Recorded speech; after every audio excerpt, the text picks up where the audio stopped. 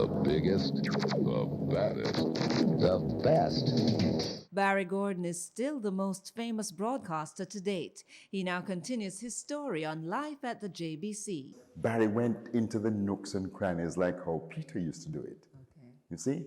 And he didn't butt in every time. It was a continuous sort of a thing.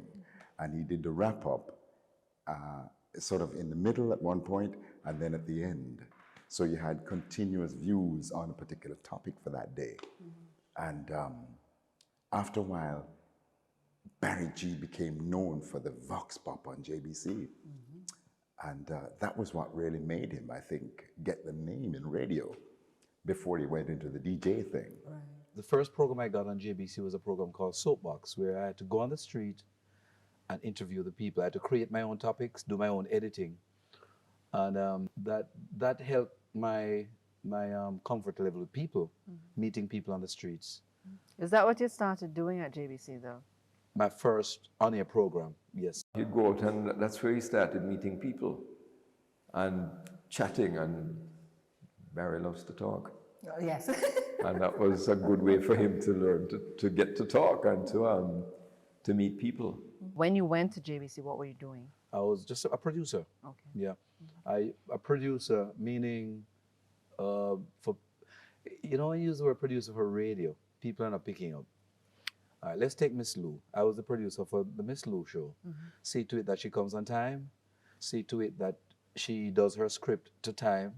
I can't tell her what to say, but I may say to Miss Lou, you're running over 5 minutes. Right. What can you cut out? That was my role as producer. And you know what Miss Lou taught me? The date is, say, 30 in February. Jamaicans are making the mistake of saying February 30th. So it's the it's American way. Right. So it's the 30th of February or February 30th. Right. Right. One is an adjective, one is a noun. It was Miss Lou taught me that. But some of these broadcasters left because of pay or disgruntled with management Yes. and all. What were some of the problems you were facing back then? You have your talent. The biggest problem at the radio stations is not a broadcaster feeling cocky or he's the cat's pajamas. It wasn't about the best news reader, taking the radio station or the TV station to the cleaners.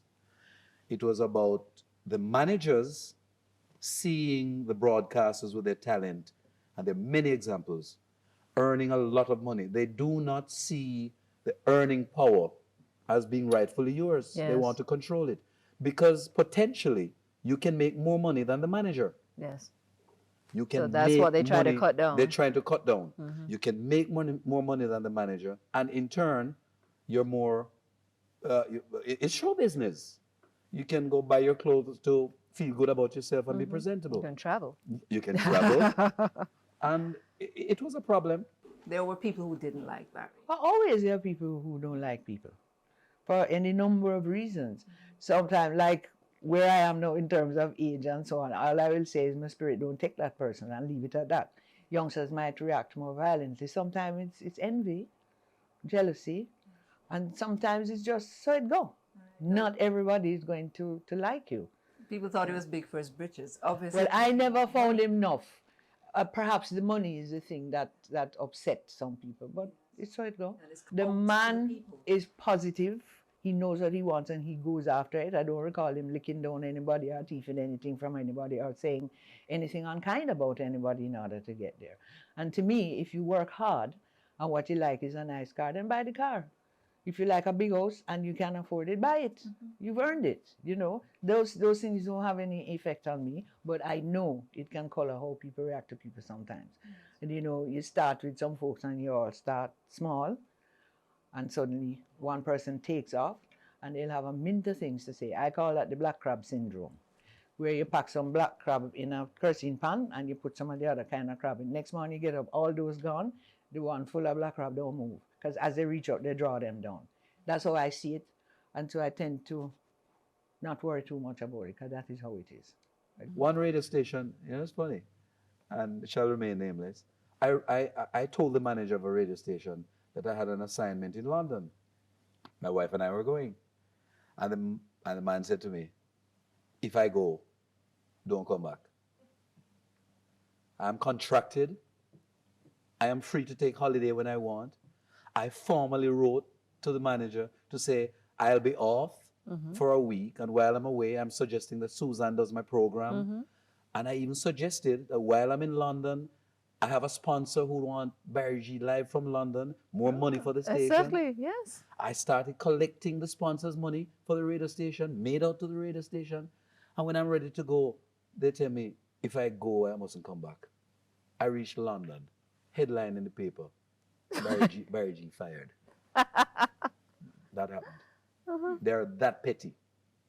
And there are many examples. Newsreaders on TV can't get the right clothes to be presentable on TV. Yes, yes. Because back in the day, you didn't have many hairstylists who will come on board now. That Susan's hair is brought to you by so-and-so. Right, The managers weren't getting all that perks. Yeah. Or benefits. But, you know, all these perks, which it's showbiz. I mean, look at Oprah Winfrey and these people. You know what they're getting to do their show well. So a lot of the presenters started doubting themselves and not feeling good about themselves and not caring and not wanting to, which is now sad because you're becoming unprofessional now. Not being bothered about the network you're working for. True. Looking a way out, and every chance you get, you're gone abroad. Somewhere. And I would love people to remember this about me. Over all the 30 odd years of radio, I've had many opportunities to work overseas, and I've never picked up my bag and left. And the money, even when you think of the US dollar, in terms of the exchange conversion, rate, yes. it's chicken feed in Jamaica. Yes, yes. And I've never felt to pack up and leave. But my thing though is, Barry, how can you put someone on air and they're walking the streets literally? They don't even have a car. Yes. Doesn't it put something in the viewer's mind? And when I see my presenter at the bus stop on the street, there's somebody I admire on TV. And do you know what has happened, Susan? A number of the presenters started taking drugs. Because they couldn't cope with They that couldn't sort of cope scenario. with the showbiz lifestyle. Yes. Yeah. And when you go home, you don't have what to show for it. Yeah, exactly. So they get hit here. And thank God, years ago, I took a draw for spliff. And I'm like, this tastes bad. I don't smoke. Yes. I don't drink. As if, you know, okay, you're socializing, you know, you will have your rum and coke or whatever. And I must say, for somebody who has been dubbed the most successful broadcaster, I have never been driven to desire something to propel me. I've never had to take something to keep going. Because you had a responsibility, Barry, to the persons around you. Yes. They were enough to drive you. Yes.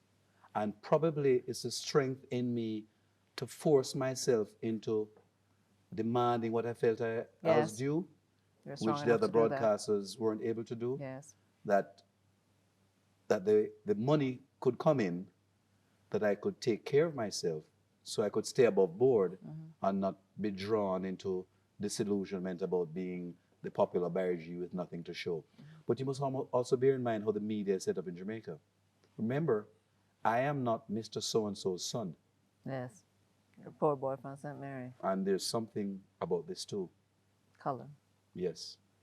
If I was of a different pigmentation in Jamaica, and if I was Mr. So-and-so's son, the success that I had, 4 times. oh boy, or the frivolous things they tried on me, yes, to try it would not have happened. To pull me back from believing in myself and having my dream, but they can't take that from me.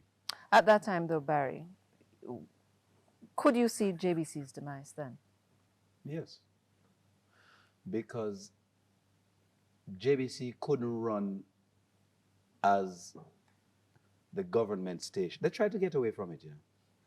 JBC couldn't run as the station of the government of the day, PNP, JLP, or whatever. I will tell you of an incident. I got in trouble over it. There's a certain programs manager, when the election campaign was on, who walked into my studio took my log. You know the log? Yes. The log is the Bible, whatever you do for the day. That's it. Took my log and wrote on commercials for the party. First thing comes to mind, where they paid for? Yes. Where's the contract? Now, And who are you kicking out to put it in? What yes, time slot are you? Yes. The person did it, and I questioned it. And you know what's interesting? The party that was being written in lost. I felt if that party had won, I would have been in big trouble. Big, big trouble. JBC couldn't survive. It was JB Blind. It's not JBC. No, I'm serious. We were busy going around the island, and JBC spent thousands of US dollars, bought this boombox. I have it parked in the flipping yard at Halfway Tree. We're coming to the boombox, Barry. We're coming to the I boombox. feel it, you know. When we come back, Barry shows us the negative side of the media. BarryG, the Boogieman. I was an announcer. I was one of the many staff announcers we had at JBC. And there were several of us. Some people were not very friendly. And it's one of the things in the business, in broadcasting. When you're an established broadcaster and new people come in, they don't always welcome you. I found that when I went into the business at first. But I always tried to, I never saw any competition. Yes. You know, and so I always welcomed young broadcasters, and I was always friendly towards them, and many cases they gravitated towards me, and they felt they had a friend, somebody who they could talk to and relate to, and if they had a problem, I wanted to find out how to get around the problem, or, you know, how to deal with something, how to treat something. They would come and ask me. You know, I hate being called a DJ. I'd rather be called a broadcaster. Because a DJ is the guy who spins the record. I mean, everybody can, you know, give the time Yes. and the weather and say what station you're listening to. But there's an art, there's another side to it. I'm able, for example, to look at you now and behave as if I'm doing an outside broadcast and be fluent with it. So the question is, many of those who are on radio today, how many can do that? You know, I can sit in front of you, I can describe the setting, not be monotonous with my words, and make my delivery. Yes. And that's the test of a broadcaster, as opposed to a DJ who can say, oh, this is Thriller by Michael Jackson, and it's 121 on whatever radio station. Who were your mentors back then? Dennis Hall, as a newsreader, his delivery, you're being able to understand the subject matter. When I got into radio, there were the likes of Desmond Chambers doing the morning show, where he passed on. There was John Wakeling. In terms of management, there was Whitliff Bennett. There was Charles Hyatt, who just came back from London. There was Leonie Forbes. And what I'm happy about then is that there were these senior folk where if you slipped, you didn't slide. They shared generously, whether it be pronunciation, delivery. The word A-U-N-T. A-U-N-T. I know how you know to pronounce it Yes. now. Yeah. But what happened that day? Would you believe it? I went through school. Blame me, don't blame the English teacher. And I went on radio saying aunt. But it's not Barry alone. Only of people don't say it right. They tell you about their aunt. But that one, I could not let him off the hook. I could not forgive him for that one. Or he's not even forgive, because if you hear aunt all the time, that's what you're going to say. But he was dead on spot. I mean, when I say, look here, that's the word. That's that word aunt, where everybody say aunt instead of aunt, and the other one is condolence. And it's condolence. Those two still get under my skin, because I think it's time we know the difference, you know. But when it's folks like Barry or young announcers or DJs or so on, like Barry and Francois and, well, rest his soul, Freya hasn't gone. Others, there are other really nice young people. I will call them. I will call them, not just me, Mrs. Makian, and we work together when we do training sessions, Alma Makian. We will call them up and say, we enjoyed the program, but remember this little word here and so on, like that. And we find they're usually receptive and saying thank you very much, and they never make the mistake again. There are others who say, this is where she know, them is from the old school, and they don't want to hear anything from you. Well, I don't interfere. This is my gripe right now. You hear so much of the mispronunciation on radio. There's so many who forget that the word pronounce, when you get to the noun, it's pronunciation and not pronunciation. And somehow when you correct them, they believe as if you're going on like Mr. Know-It-All and you're being cocky and showing what you know kind of thing. But I didn't feel that way as a young person when I started out at JBC and I had Leonie Forbes around me and Dennis Hall and Whitleigh Bennett and Dwight Wiley. Neville Willoughby by then had left JBC, went to RJR, that kind of thing. But it wasn't only helping the persons out there to understand, it was helping you as a person for your personal growth. The practitioners then were loving. It wasn't so much of a rat race. You knew who was the number one jock. Yes. And that same number one jock could share with you, and you could share with that other person, and there were no lines drawn. So what's this grab all about me Today, it's not just JBC and RJ. We're talking about 14 radio stations. Yeah. Right. And I would imagine that there are broadcasters who are, I think they're trying to hold on to their piece of the pie in a competitive network now with so many stations. Yes. And there's some managers who are quick to throw out folk because they're not old bag, not realizing that it's in here. Yes, but these old bags are even afraid to call these young persons because of the unapproachable nature of the young broadcast. It's serious, because I'm sure they're... It is sad what you're hearing on the radio, man. Yes. It is terrible. It's not good for the kids. Radio is supposed to be this image where when you want the correct thing, that's where you go. Right, as in the newspaper. Yes. Look at what's happening in the press. Yes. A simple word, SPORT. Today, check the newspapers. They're not sure. One newspaper has sports. Even the same company, a newspaper house that puts out many, they can't make up their mind whether S should be on sport or not at the end. It is serious. So what is the word, Barry? It's sport. There you go. Right. We're teaching at the same time. No, it's not sports. But I don't know, how is it people don't realize that cricket, golf, tennis, they're all sport. Right. Contrary to what people may think, I've had broadcasters who even call to say, oh, I think you're talking too much. Even when within myself I felt I was telling a world of whatever. Yes. But the lesson I learned with that phone call was that you're giving too much of yourself. Hold back. Let them long to hear you. Yes, yes. You with me? So, although you feel you love your voice and you feel you're doing the world of good with the knowledge. Oh, I got the love your voice thing from Faye Ellington. So I can relate to that. You think you're in love with yourself, no? Yes. And but don't get me wrong. I learned to do that. There's a chemistry in life. The only person I think who is unhappy about praise is that person who sees the praise going to someone else.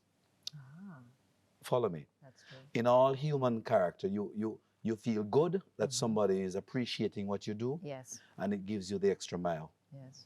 So who wouldn't be happy hearing that you're number one and the other person. And right, that kind of thing. But my thing is that do they know what you did to get where you are?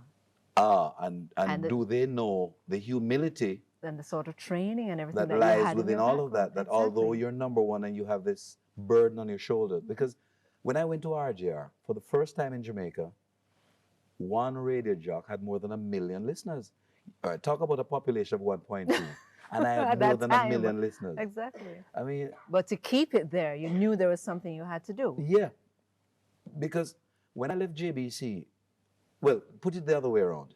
RJR was always number one. Yes. But whenever I was on, JBC was number one. Yes. That was what the survey said all those years. When I went to RJR, when JBC and I had differences, it's like my ratings tripled. And funny enough, somebody at RJR said to me, and I'll never forget it, he shall remain nameless. We're already number one. We're already number one. So I don't think you bring much to the table. RJR's ratings went up, and they had to change the price of the commercials in the afternoon, and the money was sweet. Well, I hope you're benefiting at that time. Well, you know, it's funny.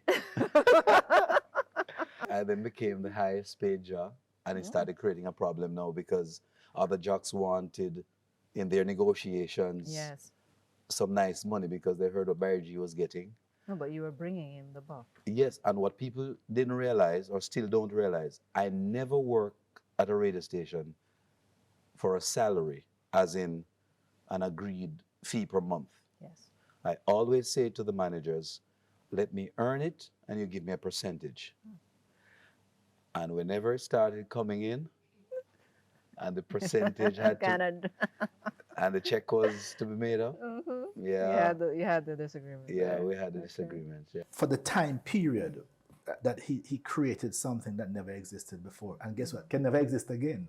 But just the sheer having that impact on the popular culture and the national culture of a nation, that was an awesome power. Next week, Barry tells us how he was almost killed, his innovative programs, and payola in the media. Subscribe now to The Susan Show and keep love and hope alive.